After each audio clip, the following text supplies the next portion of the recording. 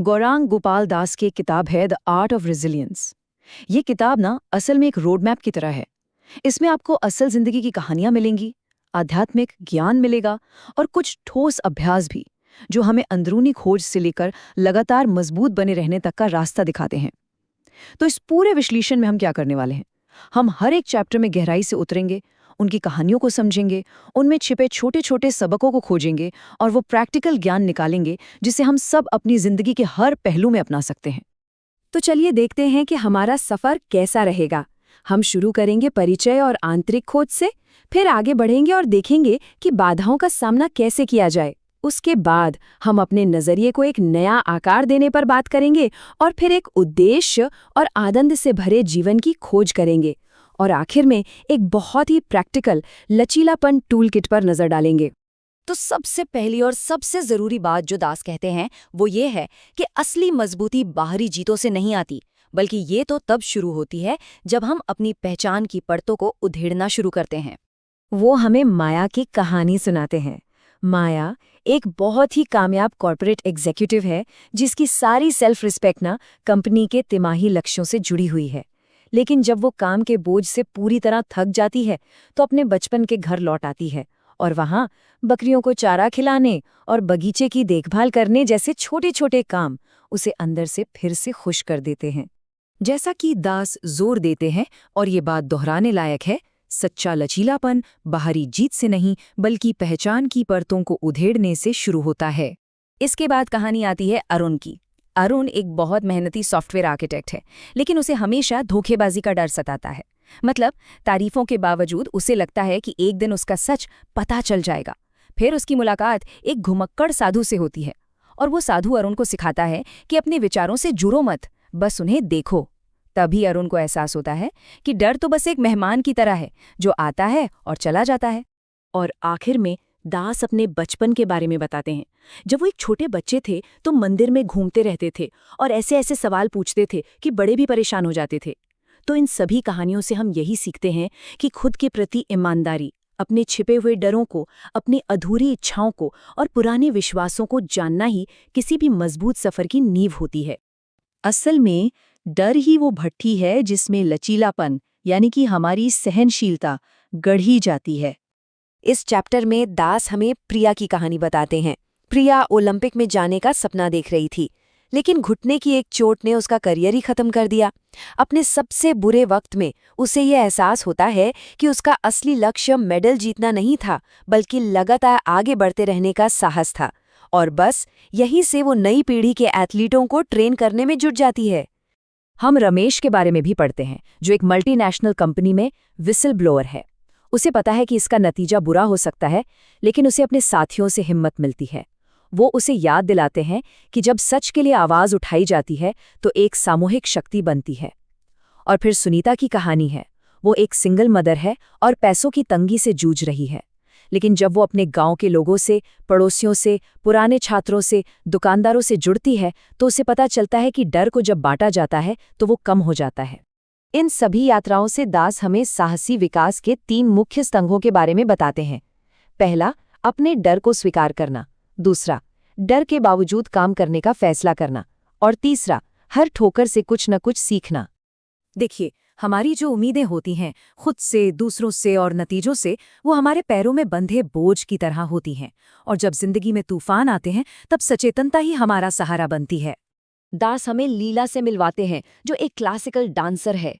वो हर चीज को परफेक्ट करने की कोशिश में स्टेज पर जैसे जम सी जाती है। महीनों तक वर्कशॉप करने के बाद वो सीखती है कि अपूर्णता कोई खतरा नहीं, बल्कि कुछ नया करने का एक मौका है। फिर कहानी गांव की तरफ जाती है, जहां हरी नाम का एक किसान है।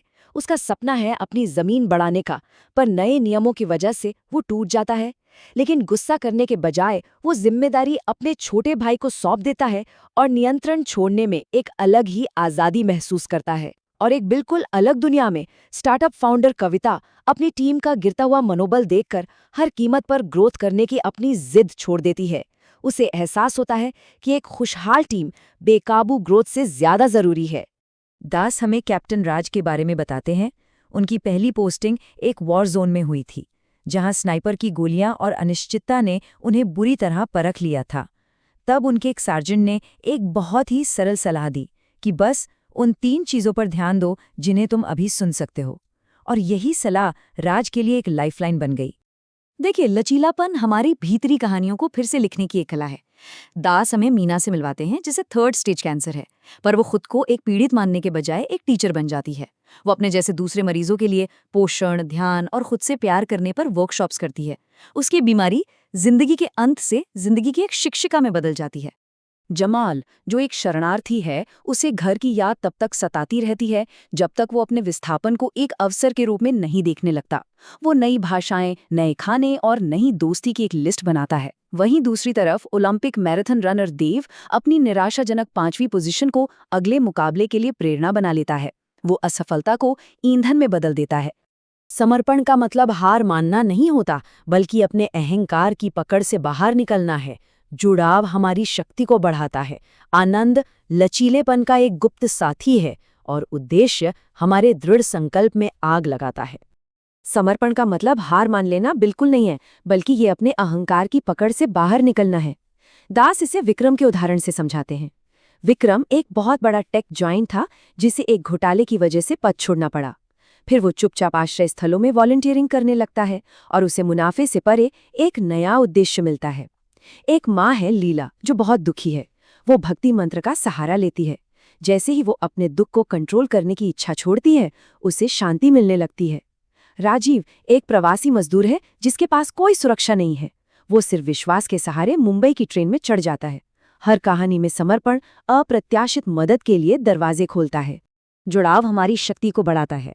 दास बताते हैं कि कुसुम, जो एक धर्मशाला में वॉलंटियर है, रात भर जागकर मरते हुए लोगों का हाथ पकड़ती है, उन्हें कविताएं पढ़कर सुनाती है। उसकी सौम्य मौजूदगी मरीजों को सुकून देती है। जब बाढ़ से गांव तबाह हो जाता है तो वहां का टीचर आनंद बच्चों को इकट्ठा करके लाइब्रेरी की किताबें बचाता है और घरों को फिर से बनाने में जुट जाता है। उनका ये साझा मिशन समुदाय को और भी मजबूत बना देता है। एक बड़ी कंपनी में HR हेड प्रियंका कंपटीशन की जगह मेंटरशिप ग्रुप्स बनाती है। उन्होंने पाया है कि सहानुभूति से चलने वाली टीमें डर से चलने वाली टीमों से बेहतर काम करती हैं। ये साबित करता है कि दयालुता कोई लग्जरी नहीं, बल्कि एक स्ट्रेटेजिक मजबूती है। आनंद लचीलेपन का एक सीक्रेट पार्टनर है। पैराप्लीजिक एथलीट सविता एक चमत्कार सूची बनाती है जिसमें वो छोटी छोटी चीजें लिखती है। सुबह की धूप, किसी दोस्त का फोन, अभ्यास में सीखा एक नया योगासन। यही उसकी रोज की ऊर्जा बन जाती है। अपने पति के गुजर जाने के बाद रेखा हर सुबह सूर्योदय के समय उन 3 यादों के बारे में सोचती है जो आज भी उसे मुस्कुराने पर मजबूर कर देती हैं। एक शहरी योजनाकार अर्जुन हर हफ्ते एक छोटी सी सार्वजनिक कला की स्थापना का जश्न मनाकर निराशावाद से लड़ता है और अपनी टीम को याद दिलाता है कि हर छोटी सामूहिक उपलब्धि सम्मान के लायक है। उद्देश्य हमारे दृढ़ संकल्प को जगाता है।